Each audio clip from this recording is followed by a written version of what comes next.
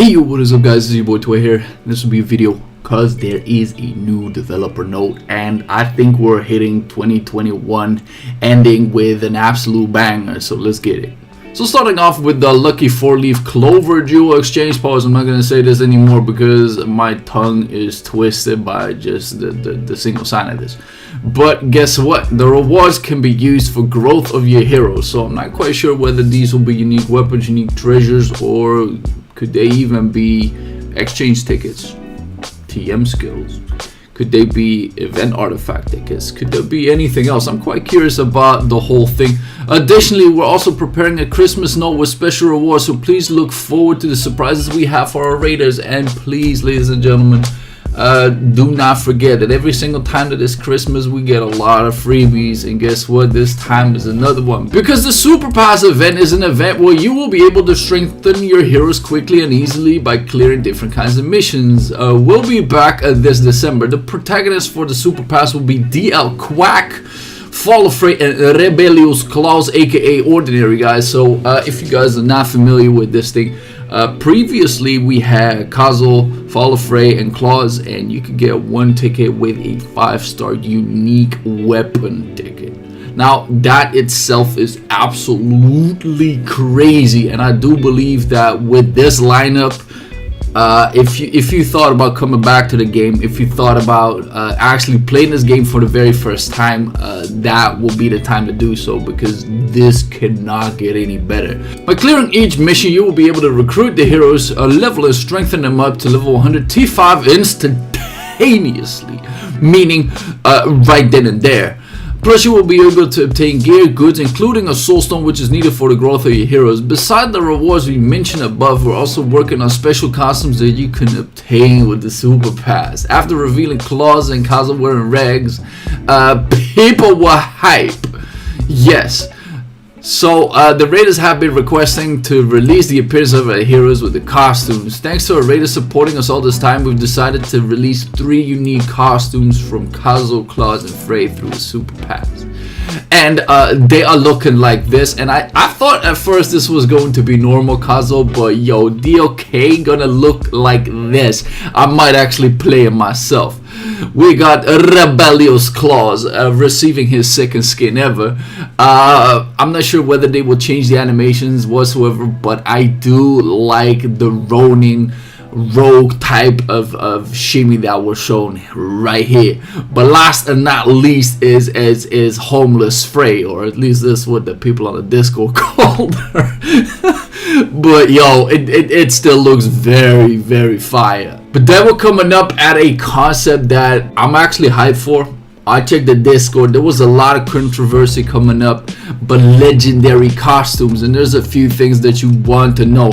First off, this is Jane, this is Mama Lucikiel, and this is Maria. Now let's get into the text to give you guys a concept of what it is. You may have wanted to try out interesting concepts such as Miru free from her cursed or gender swapped heroes. Now the last thing I don't really care for, because I like the way the characters are really built and set into the story. But in order to bring life to the imaginary concepts, we're planning to release legend costumes. Costumes with unique concept through the December 2nd update. Legend costumes, as the name itself implies, are different from the usual hero costumes. But unlike normal costume, legend costume will increase some of the hero effect when equipped. I'm not sure whether this is skill effect or whether it is anything else, but when it says increase skill effect, it doesn't mean different. So can we see Jane on some absolute more ridiculous bust ass than what she actually already is? Or are we going to change this even further? And I'm going to theorize on this in a little bit. Moreover, the legend costumes will have new skill effect visuals, ladies and gentlemen. New hero motions, hero voice will be added according to the concept of the costume. We're planning to release legend costume continuously throughout the updates, and for the 3 legend costumes we will be having Jane, Lucikiel, and Maria. For the people who don't know, let's not spoil this any further. Lady Jane used to not be in a coffin. She used to be ridiculous. So this is what she looked like before, and guess what? Her weapon is completely different, and I'm quite wondering whether this will change her damage or concept entirely, because let's face it, it's not her usual coffin like soul sucking, like I don't know, whatever the hell she does. But James Ray, put it down into the comments. What do you think about this, man? Should she receive an entire new kit? Judging by the appearance, I would definitely say so. Please look forward to what her new appearance through this new costume. And then we got Mama Kiel, and yo, she got some legs, baby. Ew. Known as one of the 5 primordial demons, the demon who caused a tremendous amount of damage here to Rebel Claus' face, the powerful incarnation of destruction in a unique and charming appearance. Prepare yourself for a new experience with Lucikiel and her new costume. Now, here's the thing. Lucikiel male version does the rap pa pa pa pa with the fist, right? Can we get an entire new concept where she is gonna do leg power, basically CC, but then different? And can the soul weapon then be stiletto heels for those of you who play Bayonetta? Can we get just heels out of the air and all that shimmy? And lastly, we will be revealing Maria, the girl who was once called the Saintess of a Light, aka what Frey used to be, but turned a rogue, a dark, or whatever. This costume will reflect the appearances of Maria back when she was the most outstanding priestess of a light at Church of Lua, and right before she went out to confront the Dark Legion with Kyle. Meet Maria and her holy self and experience the power of life from the holy dragon Oricana. Yo, talk to him, because I think we're seeing a mass spoiler here.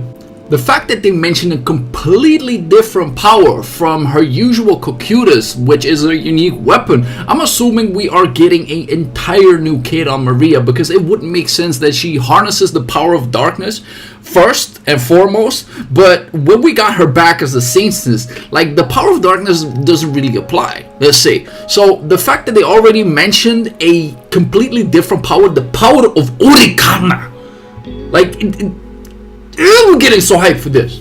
We're working on the legend costumes with the aim of showing different appearances beside the exciting story or concept of the heroes. The legend costume will be an attempt and a new content we will be releasing for the first time in King's Raid. Due to this reason, we will make sure to listen to the feedback and opinions of our raiders in order to bring out a new, different side and charm of our heroes. As for the effects we mentioned above, the effects will only be applied when wearing the costume. Please note that the original voices of the heroes will remain unchanged. Before finishing off with the details of the legendary costume, we would like to reveal a sneak peek for the raiders who might be curious about the next one. I like me some more sneak peeks. That will be coming in January. Please look forward to these new costumes for the next month, and feel free to share the news around with your friends. That's what the video is about. But for those of you who lack some imagination, I got you guys. This is the new heroes. Wow. Now let's face it, a lot of people on the Discord were like, oh my god, this will turn into a gender bender game, and why would they actually do this? For some reason, I do get the frustration, but I think this opens up a lot of concepts, and I do think it could open up with entire new ways that characters are played. Think about this. Jane is going to be Jane pre-death, which could say entire new kit. So it wouldn't be the first game that gives a complete overhaul to a character that has already been embedded into the game, and we've done it as well. We got Kazuo, we got DOK, we got Frey, we got Fall of Frey, we got Claus, we got Rebel Claus, and these concepts did have their place within the game and still do. But the one thing that I'm hype about is, can we get a pre-experimentation Chase? Yes, before he became what he is. Can we get him onto his royalty status? That could be great. Can we get a prime Ricardo? I saw this one on the Discord, and I was like, yo, let's put this dude in his prime, man. Ew, that would be crazy. Can we get a pre-transformation Audie? So for those of you who don't know, Audie was a time wizard before he went Raccoon Dog. And guess what? We might be seeing the legendary skin where he turns completely different and might be viable once again for the world bosses. So to be fair, depending on how they will work this could be absolutely crazy. And the fact that they already stated that this will be added within the content makes me think that this is not a pay-to-win legendary costume at all. I saw a lot of frustrations on the Discord, people saying, oh my god, it will be pay-to-win, this, that, and the third. The fact that they mentioned that this will be brought into actual content makes me very curious about how they will play this out. And could this be similar toward a balance patch? I do not think so. It could be an addition to the characters that you already have. Now I think there's some beauty to it as well, because you got your Kazel, your DOK, your Frey, Fall of Frey, and that means you have 4 characters to build. Now you can just simply swap a costume for any type of content and you can use these characters at any angle. So I do believe it has its quirks, ladies and gentlemen. Could Miruvu, who is a AoE monster, suddenly turn into this single target, whatever the hell she is going to be? Could we then in League of Honor have the ability to swap these costumes whenever we're in the fight? That would be even crazier.